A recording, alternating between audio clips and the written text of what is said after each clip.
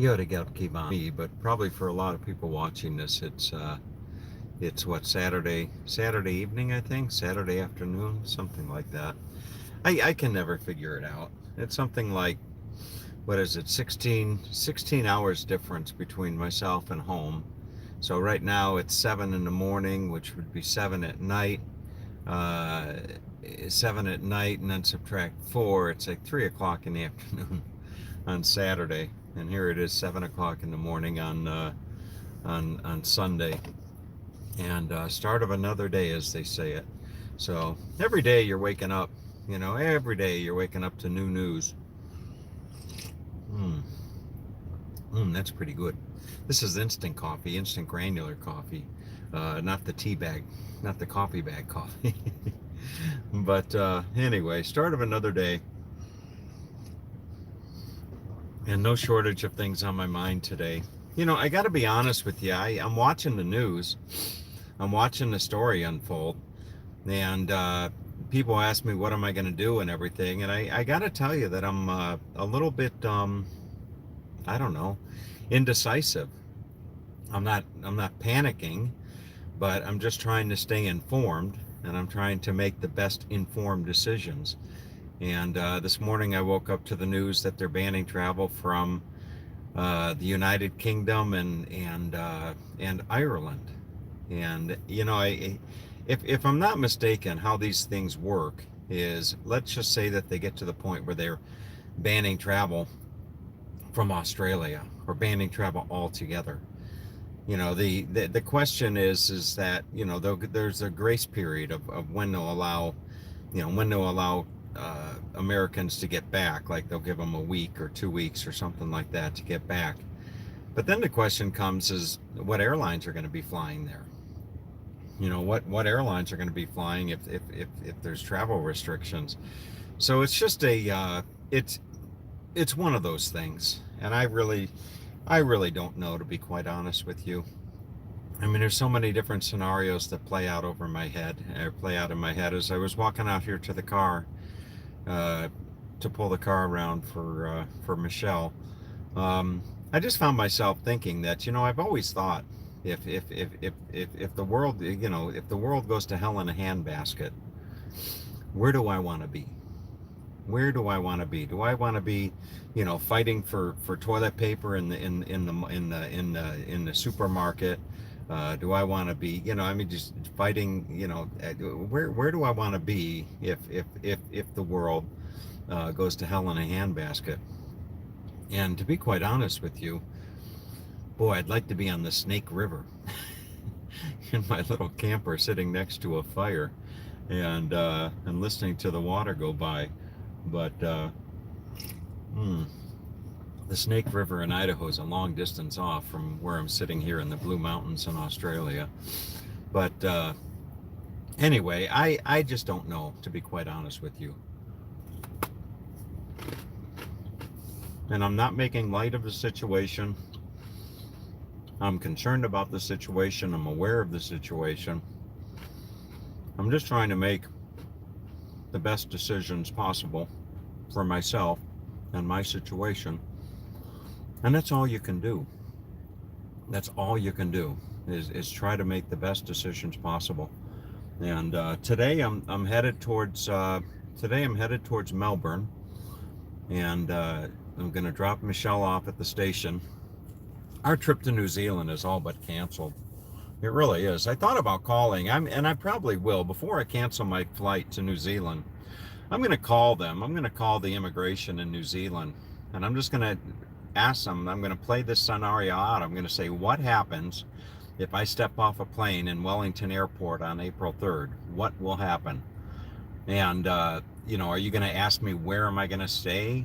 Are you going to ask me who's going to bring me my food? Are you going to ask me, what questions are you going to ask me so I have the right answers that I could self-isolate? And then would it be possible to self-isolate? I don't know. If I land in Wellington, New Zealand, I get an Uber or something like that. I have a I rent a furnished apartment for 2 weeks in downtown Wellington or whatever it is. I have pizza delivered to me. I've got Wi-Fi. I've got, whatever. Um, yeah, I don't know. So I'm gonna call New Zealand and ask them. I'm gonna say, what happens if I step off that plane April 3rd? What are you gonna ask me? What do I need to do to conform to the self isolation policies? So that's that. Last night I was looking at rentals in Adelaide. There's some beautiful rentals in Adelaide, and then there's always Hobart. You know, but when you start thinking about that, you start thinking about, okay, well, I'm going to go to Adelaide for a couple weeks or a month, or Hobart or whatever it is. When you start thinking about that, then you start thinking about how this thing could potentially progress. How it, if I do book a place in, say, Adelaide for 2 weeks, or I do go to New Zealand and self quarantine for 14 days or whatever, how is this whole thing going to play out? What's the ultimate thing that it's gonna that it's gonna what's the course that it's gonna take, basically? And that's $1 million question. I was watching the news this morning. Correct me if I'm wrong, but on the Australian news this morning, they were talking about how President Trump called the coronavirus a hoax. And I don't remember that. I don't remember catching that in the news. Somebody out there, you can enlighten me. Did President Trump actually use the terminology hoax when it came to the coronavirus? I don't think that he did. I really don't think that he did. I don't think that President Trump used the word hoax, Hoax, when he was talking about the coronavirus. But that's what they were saying here on the mainstream news and in the land down under today. That that he declared it a hoax. Only a week ago or 2 weeks ago or something like that. But anyway, that's about it. So I welcome any and all feedback from you folks as far as, what do you think I should do? If you were me, what do you think I should do? I mean, at this point in time, money's not really a consideration when it comes to finding a place to stay and having a roof over my head. So it's well within my capacity to find a place to stay. So accommodation is not the problem. Food is not the problem. So I'm just kind of curious to know, what would some of you out there do if you were in my situation? You followed me for years, given all the light of everything that what's going on with this and the world situation. What would you do? Would you get on the next plane home?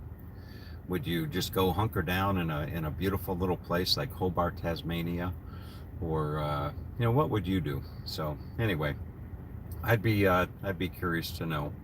And what else is on my mind? Michelle. Michelle is a Michelle is a wonderful woman. We do these videos together, and I think that she likes doing the videos. Yesterday, the video that we did of the three sisters and going down through the mountain, or the grand staircase, and taking the train and everything like that. We took a rather dismal, gray, overcast, yucky day and salvaged a somewhat memorable video. I mean, that's I actually watched that video, and it came out pretty good. I actually like the how that video came out. But anyway, so Michelle is going back today. Yesterday, Michelle told me that I don't float her boat. she's not physically attracted to me. So that is that I can't tell you the last time that I've been rejected by by a woman, but it's not the I'm sure it won't be the last, but anyway, it is what it is. So on with the show, and it's on to the land of Oz. Boy, I've been waiting a long time to go to the land of Oz and meet Carlo. But anyway, so I see that there were a couple comments here. If I can pull them back up, let's see. If money's no issue and you don't want to go home, why go?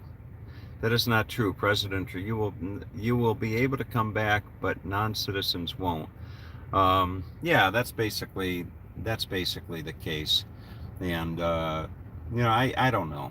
You say if money's no issue and you don't want to go home, why not? That to some extent that's true. I've got a 90-day insurance policy. I bought a 90-day. Stay there, Tom, for now. Okay. So we'll see. I probably will. I'll probably hunker down somewhere. But anyway, all right. I need to get on with my day, folks. Okay. The boss woman, the boss woman that's not attracted to me, is waiting for me to go pick up the bags. She thinks I'm fat. That's what she thinks. She thinks I'm fat. I'm too fat. But I told her. I said I'll cut down on the biscotti. I just tuned in. Hi, Rusty. I'll cut down on the biscotti. I'll just have one every other day. Hmm. No, I won't. All right. Anyway, have a good day, everyone. Take good care.